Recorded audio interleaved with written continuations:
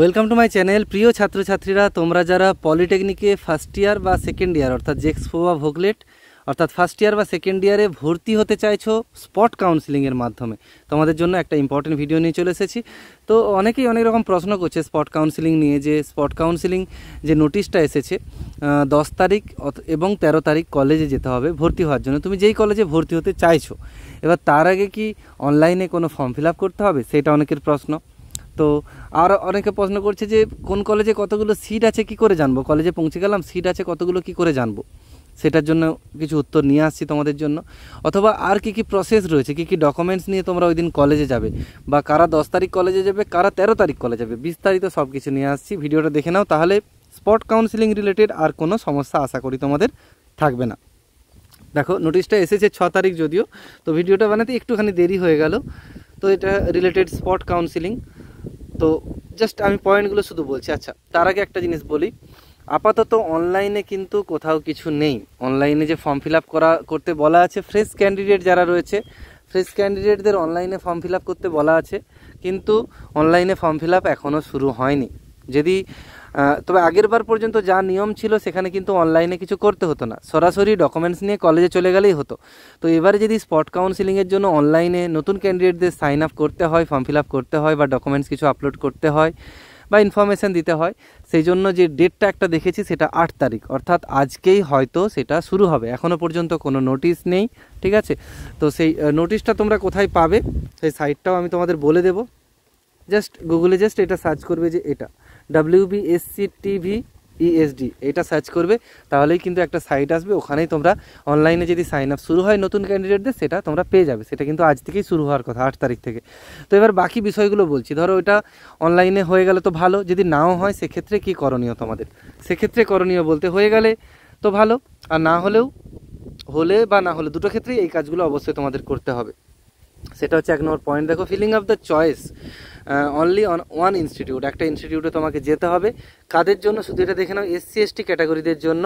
সেটা হচ্ছে যে একটার মধ্যে কমপ্লিট করতে হবে 10 তারিখে, এবং কলেজে তোমরা অবশ্যই 11টার মধ্যে, 10টা 11টার মধ্যে পৌঁছে যাবে, এবং 1টার মধ্যে যেন কাজ কমপ্লিট হয়ে যায়, ঠিক আছে? অবশ্যই আমি বলবো 10টা থেকে 11টার মধ্যে কলেজে পৌঁছে যাবে, যেই কলেজে যেতে চাইছো। এবং তার জন্য কোন কলেজে যাবে, কতগুলো সিট আছে, সেই জন্য সিট ম্যাট্রিক্স অলরেডি চলে এসছে। আমি একটু আগে একটা ভিডিও বানিয়েছি, ওটা দেখে নিতে পারো। কোন কলেজে কতগুলো খালি আছে তোমরা বুঝতে পারবে, বা এই সাইটে গিয়েও তোমরা দেখে নিতে পারো কোন কলেজে কতগুলো খালি আছে।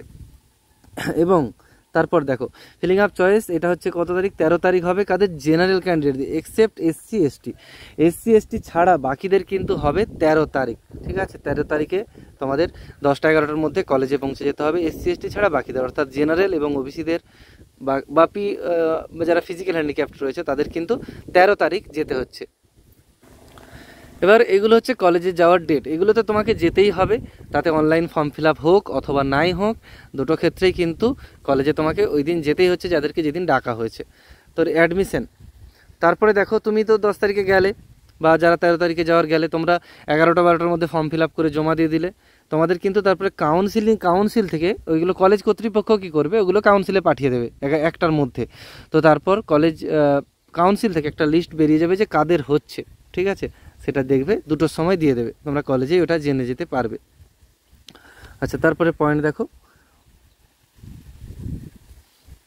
এখানে রয়েছে অল ক্যান্ডিডেটস মাস্ট প্রেজেন্ট, ক্যান্ডিডেটকে অবশ্যই থাকতে হবে। যেদিন তোমরা কলেজে যাচ্ছ ক্যান্ডিডেটকে অবশ্যই থাকতে হবে, গার্জেন তার সাথে যেতে পারে, ক্যান্ডিডেট অবশ্যই। তারপরে the admission process will commence at 2টোর সময়। এবার তারপরে লিস্ট বেরোলো কার কার হলো, তারপরে কিন্তু অ্যাডমিশন প্রসেস কলেজেই শুরু হয়ে যাবে। তারপর দেখো, personal presence of candidate, choose an institute must be, spot কাউন্সিলিংয়ে কিন্তু ক্যান্ডিডেটকে যেতেই হবে, বারবার যেটা বলা আছে।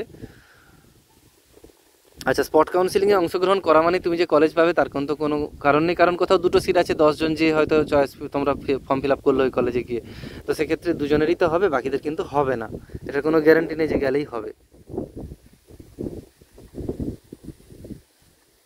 দেখে নাও তার পরের পয়েন্টগুলো, আশা করি বুঝতে পারবে।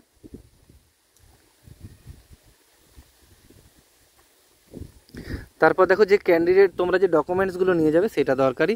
Application acknowledgement form, the spot counselling application একটা অ্যাকনলেজমেন্ট নিয়ে যেতে ফর্ম, অ্যাপ্লিকেশন অ্যাকনোলেজমেন্ট ফর্ম বলা হচ্ছে। এইটা আশা করি যদি অনলাইনে তোমাদের কোনো ফর্ম ফিল আপ হয় সেক্ষেত্রে, বা অনলাইনে যদি কোনো সাইন আপ হয় সেক্ষেত্রে কিন্তু তোমাদের এটা নিয়ে যেতে হবে। অনলাইনে সাইন আপ আশা করছি হতে পারে, নাহলে হয়তো অনলাইনে কোনো ফর্ম দিয়ে দেবে যেটাকে বলা হবে অ্যাপ্লিকেশন অ্যাকনোলেজমেন্ট ফর্ম, সেটা তোমাদের ওখানে নিয়ে যেতে হবে। তারপর দেখো অল টেস্টিমোনিয়ালস, তো আমাদের সমস্ত ডকুমেন্টস, সেটা মার্কশিট হতে পারে, সার্টিফিকেটস হতে পারে, SC/ST কার্ড হতে পারে, সব অরিজিনাল অবশ্যই নিয়ে যাবে, তার সাথে জেরক্স কপি নিয়ে যাবে।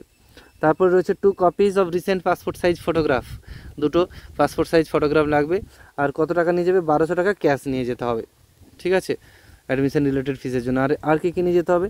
ডোমিসাইল সার্টিফিকেট, ডোমিসাইল সার্টিফিকেট কীভাবে করতে হবে আগেই ভিডিও বানিয়েছিলাম, দেখবে এখানে ফরম্যাট রয়েছে সাইডেই। আর medical fitness certificate, anti ragging certificate, এগুলোর ভিডিও অলরেডি আমার চ্যানেলে আছে, দেখে নিতে পারো। এই সার্টিফিকেটগুলো তোমাদের কিন্তু নিয়ে যেতে হবে। চলো এখানেই রাখবো, সবাই খুব ভালো থেকো, সুস্থ থেকো, থ্যাঙ্কস ফর ওয়াচিং। ঠিক আছে, আরেকটা বিষয় বলে রাখি, অনেকে বলবে আমি কলেজে গেলাম হয়তো আমার হলো না, সেক্ষেত্রে আমি এই সার্টিফিকেটগুলো বানিয়ে কি করব? ঠিক আছে, সার্টিফিকেটগুলো তো দরকার নেই, বানিয়ে কি করব?